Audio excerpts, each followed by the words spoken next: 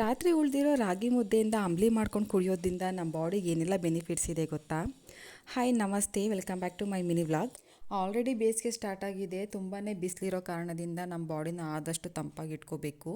ಬರೀ ನೀರನ್ನು ಕುಡಿದು ನಮ್ಮ ಬಾಡಿನ ತಂಪಾಗಿ ಇಟ್ಕೊಳ್ಳೋದಕ್ಕಾಗಲ್ಲ. ಹಾಗಾಗಿ ಈ ಥರ ಬೆಳಗ್ಗೆ ಎದ್ದು ಇಲ್ಲ ಮಜ್ಜಿಗೆ ಆಗಿರ್ಬೋದು, ಈ ಥರ ಅಂಬ್ಲಿ ಆಗಿರ್ಬೋದು, ಖಾಲಿ ಹೊಟ್ಟೆಲೇ ಕುಡಿಯೋದ್ರಿಂದ ತುಂಬಾ ಬೆನಿಫಿಟ್ಸ್ ಇದೆ. ಮತ್ತು ದಿನಪೂರ್ತಿ ನಮ್ಮ ಬಾಡಿನ ಕೂಲಾಗಿ ಇಟ್ಕೋಬೋದು. ನಾನಿದೀ ರಾತ್ರಿ ಉಳಿದಿರೋ ಮುದ್ದೆಯಿಂದ ಸಣ್ಣದಾಗಿ ಕಟ್ ಮಾಡಿಕೊಂಡು ಒಂದು ಮಿಕ್ಸಿ ಜಾರ್ಗೆ ಹಾಕಿ ಸ್ವಲ್ಪ ನೀರು ಹಾಕಿ ಗ್ರೈಂಡ್ ಮಾಡಿಕೊಂಡು ಮತ್ತೆ ಅದಕ್ಕೆ ಮೊಸರನ್ನ ಹಾಕಿ ಗ್ರೈಂಡ್ ಮಾಡಿ ಒಂದು ಬೌಲ್ಗೆ ಸರ್ವ್ ಮಾಡ್ಕೊತಾ ಇದ್ದೀನಿ. ಇದಾದ ನಂತರ ಅದಕ್ಕೆ ಉಪ್ಪು, ಕಾಳು ಮೆಣಸಿನ ಪೌಡರು, ಈರುಳ್ಳಿ ಇಷ್ಟನ್ನು ಹಾಕಿ ಚೆನ್ನಾಗಿ ಮಿಕ್ಸ್ ಮಾಡ್ಕೊಬೇಕು. ಇದನ್ನು ಖಾಲಿ ಹೊಟ್ಟೆಲೇ ಕುಡಿಯೋದ್ರಿಂದ ತುಂಬಾ ಒಳ್ಳೆಯದು. ಈ ಬೇಸಿಗೆನಲ್ಲಿ ಆದಷ್ಟು ಕಾಫಿ ಟೀನ ಅವಾಯ್ಡ್ ಮಾಡಿ ಖಾಲಿ ಹೊಟ್ಟೆಗೆ ಇದನ್ನು ಕುಡಿತಾ ಬಂದರೆ ನಮ್ಮ ಬಾಡಿ ತಂಪಾಗಿರೋದ್ರ ಜೊತೆಗೆ ನಮ್ಮ ಹೆಲ್ತ್ಗೂ ತುಂಬಾ ಒಳ್ಳೆಯದು.